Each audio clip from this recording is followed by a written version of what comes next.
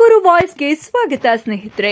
Subscribe ಆಗಿಲ್ಲ ಅಂದ್ರೆ ಈಗಲೇ ಈ ಕೆಳಗೆ ಕಾಣುವ ಸಬ್ಸ್ಕ್ರೈಬ್ ಬಟನ್ಗೆ ಈಗಲೇ ಕ್ಲಿಕ್ ಮಾಡಿ. ನಾವು ಮಾಡುವ ವಿಡಿಯೋಗಳ ನೋಟಿಫಿಕೇಶನ್ಗಾಗಿ ಬೆಲ್ ಐಕಾನ್ ಅನ್ನ ಪ್ರೆಸ್ ಮಾಡೋದನ್ನ ಮರಿಬೇಡಿ.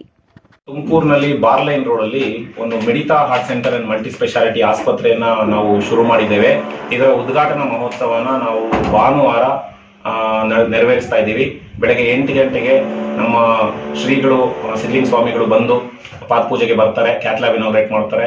ಜೊತೆಗೆ ಆಸ್ಪತ್ರೆಯನ್ನ ನಮ್ಮ ಜಿಲ್ಲಾ ಉಸ್ತುವಾರಿ ಸಚಿವರಾದಂತಹ ಡಾಕ್ಟರ್ ಜಿ ಪರಮೇಶ್ವರ್ ಅವರು ನೆರವೇರಿಸಿಕೊಡ್ತಾ ಇದ್ದಾರೆ.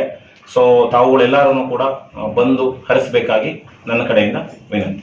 ಸೊ ನಮ್ಮಲ್ಲಿ ನಮ್ಮ ಗುರಿ ಏನಿದೆ ಅಂತಂತಂದ್ರೆ ತುಮಕೂರಿನ ಜನತೆಗೆ ಅಫೋರ್ಡಬಲ್, ಕೈಗೆಟುಕುವ ಬೆಲೆನಲ್ಲಿ 24/7 ಎಮರ್ಜೆನ್ಸೀಸ್ನ ಕೊಟ್ಟು ಹೃದ್ರೋಗಕ್ಕೆ ಸಂಬಂಧಪಟ್ಟಂತಹ ಚಿಕಿತ್ಸೆಯನ್ನು ನಾವಿಲ್ಲಿ ಕಂಪ್ಲೀಟ್ ಆಗಿ ಗುಣಪಡಿಸಬೇಕು ಅನ್ನೋದೇ ನಮ್ಮ ಗುರಿಯಾಗಿರ್ತದೆ.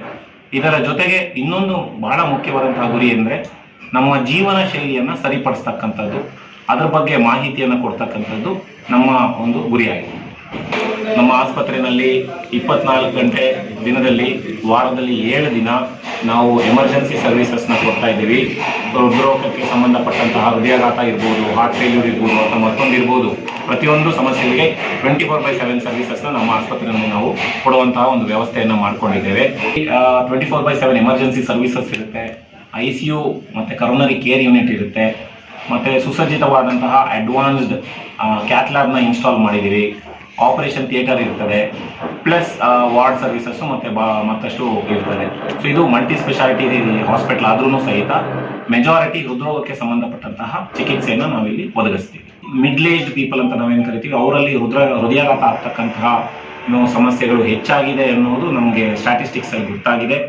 ಸೊ ಇದಕ್ಕೆ ಏನು ಮಾಡಬೇಕು ಅಂತಂತಂದ್ರೆ, ಮೊದಲನೇದು ನಾನು ಆಗಲೇ ಹೇಳಿದ ಹಾಗೆ ಲೈಫ್ ಸ್ಟೈಲ್ ಸರಿ ಮಾಡ್ಕೊಳ್ಳೇಬೇಕಾಗತ್ತೆ, ಆಹಾರ ಪದ್ಧತಿ ಸರಿ ಮಾಡ್ಕೊಳ್ಳೇಬೇಕಾಗತ್ತೆ, ಪ್ರತಿನಿತ್ಯ ವ್ಯಾಯಾಮ ಮಾಡಲೇಬೇಕಾಗತ್ತೆ, ಬೆವರು ಸುರಿಸಲೇಬೇಕಾಗತ್ತೆ. ಯಾಕಂದರೆ ನಮ್ಮ ಶರೀರ ಇರ್ತಕ್ಕಂಥದ್ದು ದಂಡಿಸಕ್ಕೆ, ಕೂತ್ಕೊಂಡು ಮಾಡೋಕ್ಕಲ್ಲ, ದಂಡಿಸಲೇಬೇಕು. ಆದರೆ ಕೆಲಸ ಅವ್ರದ್ದು ಏನಿರ್ತದೆ ಅದು ಮಾಡಲೇಬೇಕಾಗತ್ತೆ. ಬಟ್ ದೇಹ ದಂಡಿಸೋದ್ರ ಕಡೆ ಗಮನ ಹರಿಸಿ, ಮತ್ತು ನಿದ್ದೆ, ಸೊ ಸ್ಟ್ರೆಸ್ ಲೆವೆಲ್ ಕಮ್ಮಿ ಮಾಡ್ಕೊಂಡು ನಿದ್ದೆನೂ ಕೂಡ ಸರಿ ಮಾಡಿ.